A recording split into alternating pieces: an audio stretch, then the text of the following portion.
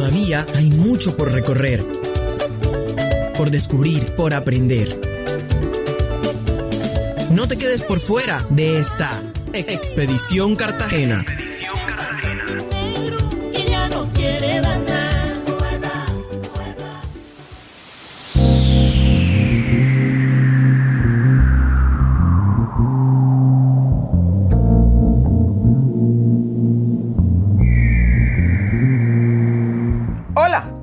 Aquí comienza Expedición Cartagena, el recorrido sonoro por la memoria de la ciudad heroica y su patrimonio cultural. Esta es una apuesta de la Universidad de Cartagena y su Vicerrectoría de Extensión y Proyección Social. Soy Julio César Verdugo y en esta ocasión soy quien les acompaña porque justo hemos pedido a nuestra conductora oficial de Expedición Cartagena que sea ella quien nos guíe en esta nueva aventura. Berta Lucía Arnedo es docente titular de la Universidad de Cartagena, dirige el Grupo de Investigación, Comunicación, Educación y Cultura y el Observatorio del Patrimonio Cultural. Es docente de la Cátedra de Radio y lideró la creación de la emisora UDC Radio. Escribió además un libro sobre la historia de la radio en Cartagena, llamado En la onda de la radio.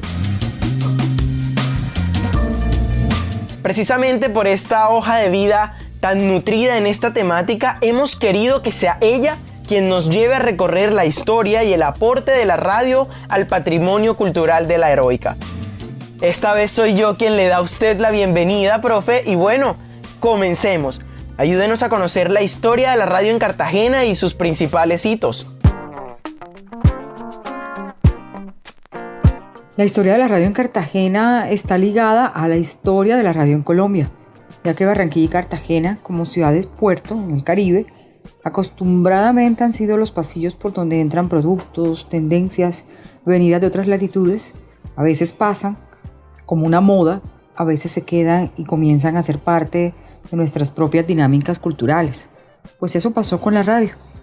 Llega a Cartagena en los años 20 del siglo pasado, cuando la ciudad cumplía su primer siglo de independencia absoluta, y se consolidaba como una ciudad cargada de historia, un lugar pequeño, silencioso, con prácticas culturales fortaleciéndose, prácticas propias después de la independencia y unas dinámicas comerciales muy locales y puntuales. Producto de todos los ejercicios de memoria oral y de la investigación en torno a la radio, conocemos hoy que ese aparatico mágico sonoro que hacía reír, que hacía llorar, suspirar con las radionovelas, que mantenía informados y entretenidos con noticias y deporte, tuvo la misma acogida en Cartagena que en el mundo entero. Y pronto, pues, como era de esperarse, acaparó a toda la ciudad. Llegó a través de radioaficionados que venían de otras partes, cartageneros que viajaban a estudiar fuera del país y al regresar la traían, o incluso extranjeros que venían al país por circunstancias varias. Y bueno, lo que nos cuentan en general los radialistas de la época es que se la ingeniaban porque como el aparatico no llegaba a todas partes, no todo el mundo tenía una radio, digamos.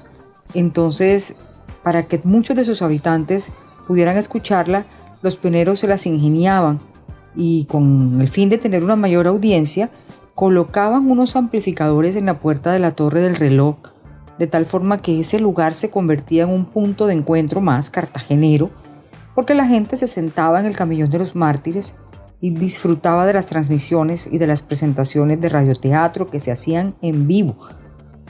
Así que nuestros abuelos, nuestros bisabuelos, seguramente tenían en sus vivencias esa experiencia y decían que los sonidos, todo eso llegaba y se proyectaba gracias a la bondad del espacio.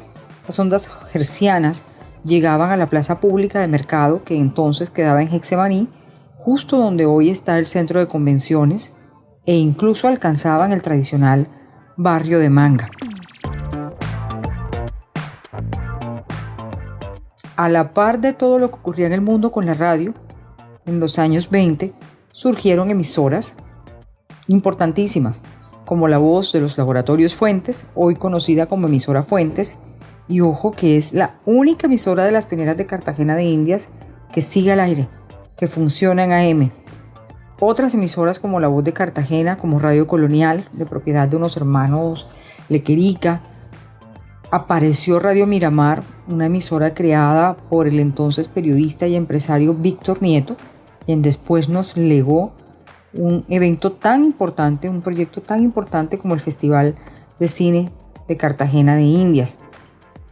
De tal forma que toda esta estructura radial en Cartagena se caracterizó por tener mucho contenido cultural, una vocación y responsabilidad por parte de los periodistas, a pesar de que eran empíricos porque no existían las escuelas de comunicación ni de periodismo, y lograr una rica y variada programación, especialmente en cuanto a los formatos, para toda la población cartagenera.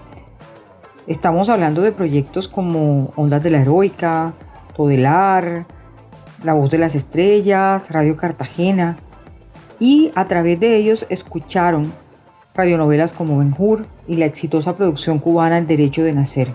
Uno pudiera pensar que la radio comenzó a ser un escenario de globalización a través de la música y a través de estos productos culturales. Otros proyectos más locales, formatos, programas como Peso Fabricato, Becas Cadenón, Necesitamos una voz en la noche, Concierto Mogollón, La Esquina de la Música, e incluso programas musicales dedicados a niños como el Festival Infantil Inducal o el Carrusel de Niños, que también incluía dramatizados a través de personajes. Creo que ha sido uno de los pocos formatos infantiles pensados en la radio de Cartagena de Indias, y ocurrió justamente en tiempos de oro de la radio para Cartagena. Bueno, en ese orden de ideas, otros programas surgieron: La Cotorra, El Minarete del Arte, programas de humor crítico hubo muchos, y fueron fortaleciéndose cada una de estas estaciones. Pero también llegaron las grandes cadenas nacionales, se consolidaron a través de su oferta noticiosa, de su oferta musical, el cubrimiento deportivo, y en ese orden de ideas, pues la radio se hizo uno de los medios más articulados a la identidad y a la cultura cartagenera, porque a través de ella, además, nuestras agendas culturales han fluido. Estoy hablando del béisbol, estoy hablando del boxeo, estoy hablando de nuestras festividades, los festivales gastronómicos, de las fiestas de noviembre, las fiestas de independencia de Cartagena de Indias, y además estoy hablando de una radio que no solo tiene hoy cobertura en Cartagena en AM y FM, sino una radio que se está poniendo un nuevo vestido para estar a tono con las exigencias y los retos de las tecnologías que hoy hacen parte de nuestra cotidianidad. Es una radio que hoy se está reinventando, que debería reinventarse para el caso de las que no, porque deben alcanzar audiencias y deben generar unos nuevos contenidos acordes con las circunstancias.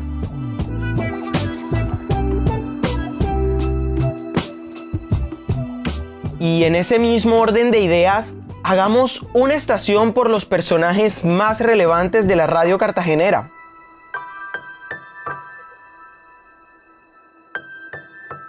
Bueno, si hablamos de hitos en la radio de Cartagena de Indias, hay que mencionar varios. Yo podría empezar por ese hecho de que la historia de la radio de Cartagena está ligada a la historia de la radio en Colombia.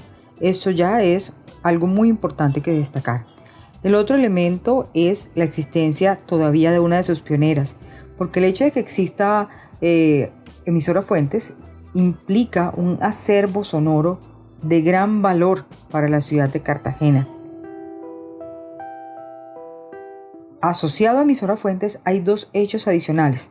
El primero es que el Laboratorios Fuentes creó Discos Fuentes, y a través de Discos Fuentes, que podría ser muy bien lo que hoy estamos conociendo como emprendimientos culturales, a través de Discos Fuentes comenzamos a visibilizar, a conocer y a divulgar una serie de artistas locales, artistas del Caribe, artistas del país, y todos los nuestros, toda nuestra música fluyó a través de ellos durante mucho tiempo y de manera importante. Estoy hablando de Rufo Garrido, estoy hablando de Pedro Laza, estoy hablando de los Corraleros de Majagual, estoy hablando de Joe Arroyo y de todas nuestras orquestas cartageneras y del Caribe.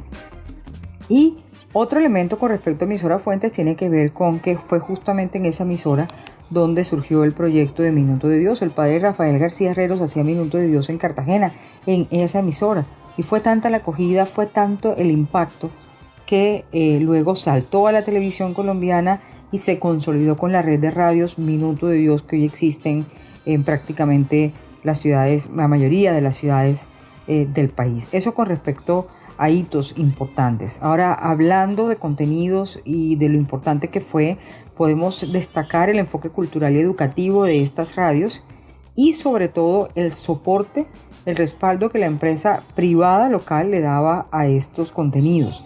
No era publicidad, no eran paquetes de publicidad, eran programas patrocinados exclusivamente por las empresas, tanto que algunos de esos programas tenían el nombre de la empresa.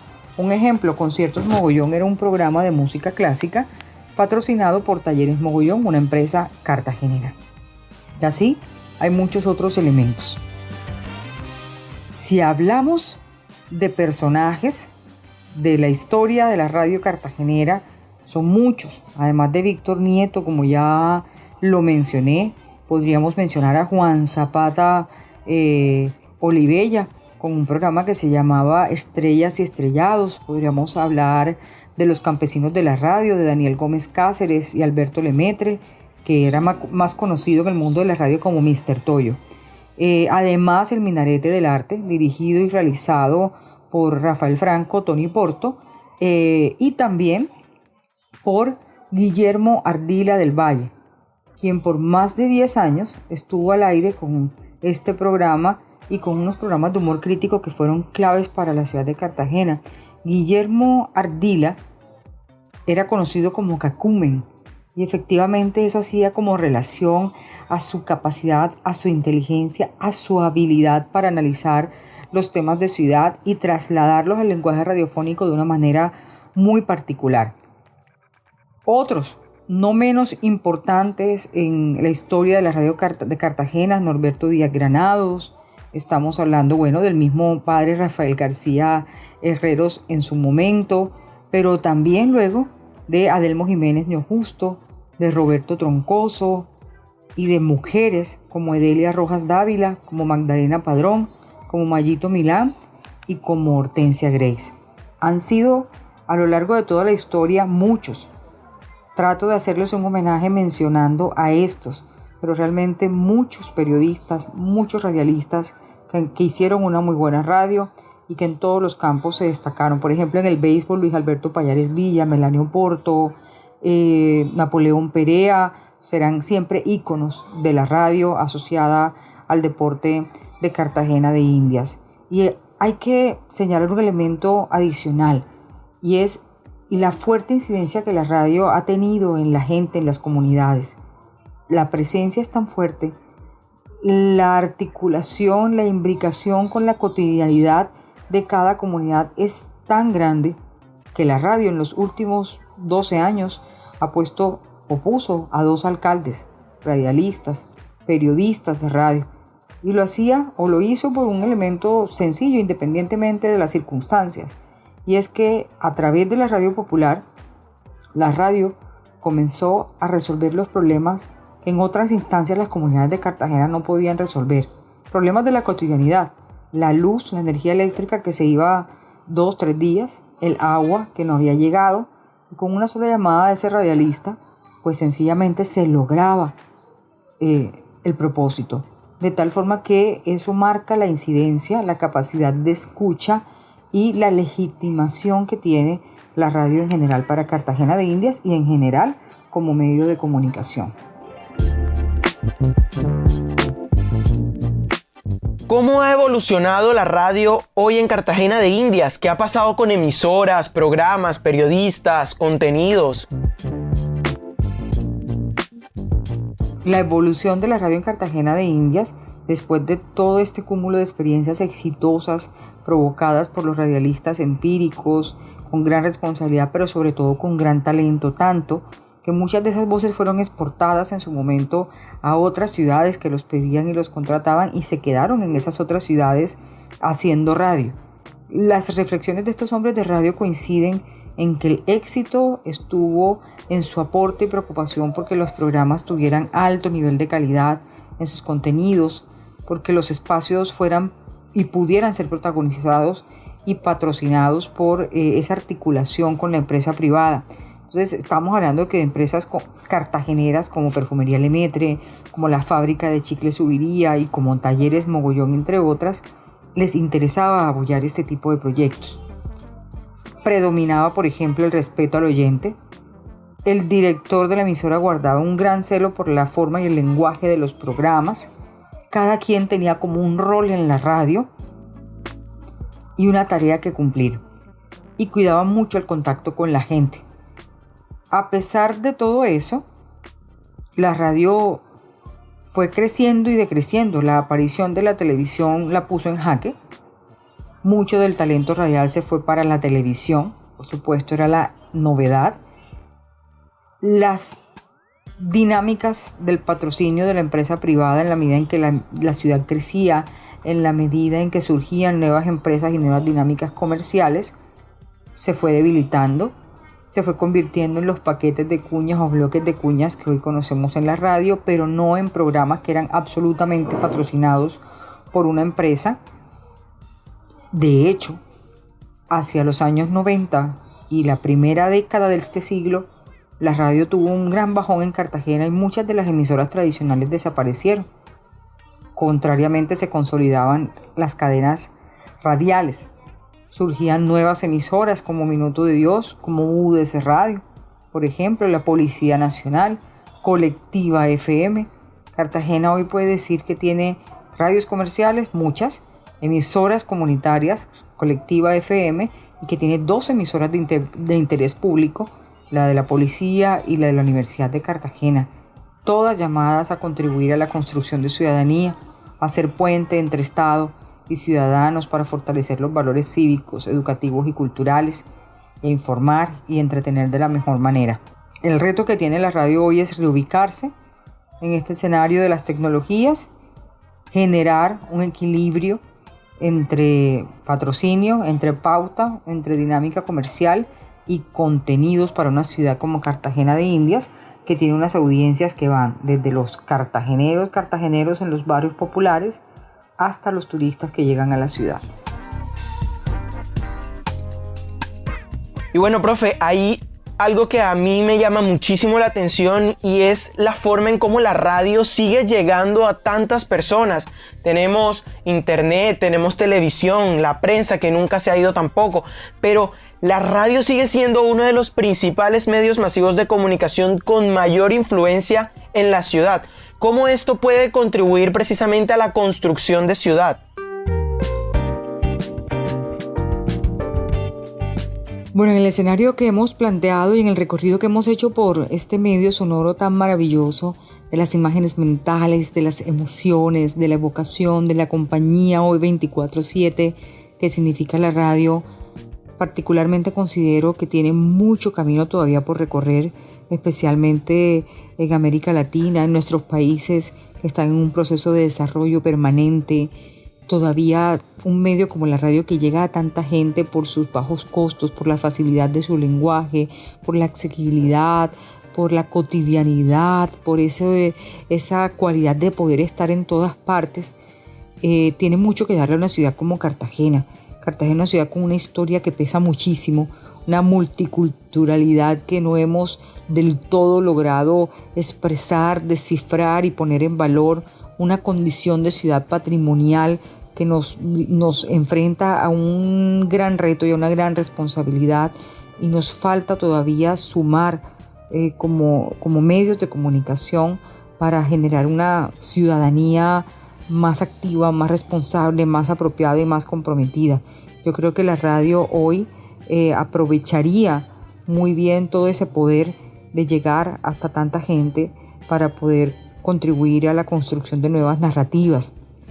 A la radio se le cree, lo que diga la radio es, legitima nuestras realidades, coloca las agendas, y en ese orden de ideas pudiéramos hacer mucho construyendo narrativas de esperanza, construyendo narrativas de construcción de paz, narrativas de inclusión y reconocimiento del otro, narrativas de trabajo en equipo, que es de las cosas que nos hace falta, narrativas de apropiación social y orgullo por nuestra identidad cartagenera.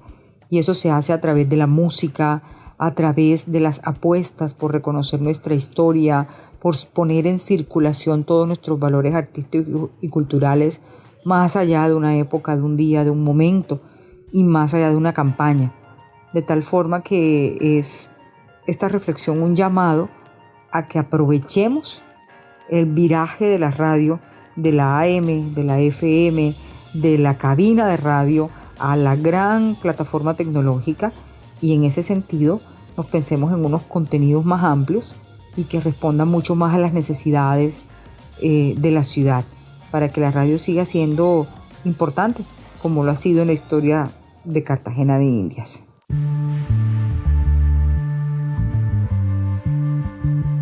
Muchísimas gracias, profesora Berta Arnedo, por compartir con nosotros este recorrido por la historia y el patrimonio cultural de Cartagena de Indias, que nos ha ayudado a conocer, a respetar, a proteger y a poner en valor todo lo que somos como cartageneros y cartageneras. A ustedes, amigas y amigos, gracias por acompañarnos en esta expedición Cartagena. Si te gustó, no olvides compartirlo con familiares, amigos, conocidos, para que cada vez seamos muchas más personas las que nos atrevamos a redescubrir el valioso legado cultural que nos pertenece. Agradecemos también a nuestros aliados UDC Radio, el programa de comunicación social de la Universidad de Cartagena y el Laboratorio de Medios Audiovisuales. No olviden seguirnos en nuestras redes sociales. Estamos en Facebook, Observatorio del Patrimonio Cultural _Unicartagena, en Instagram @opc.unicartagena y en Twitter @opcunicartagena. Pronto seguiremos en una nueva entrega de Expedición Cartagena. Hasta pronto.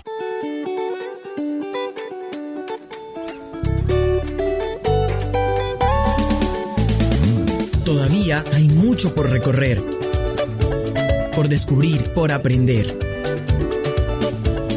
No te quedes por fuera de esta Expedición Cartagena. Que ya no quiere dar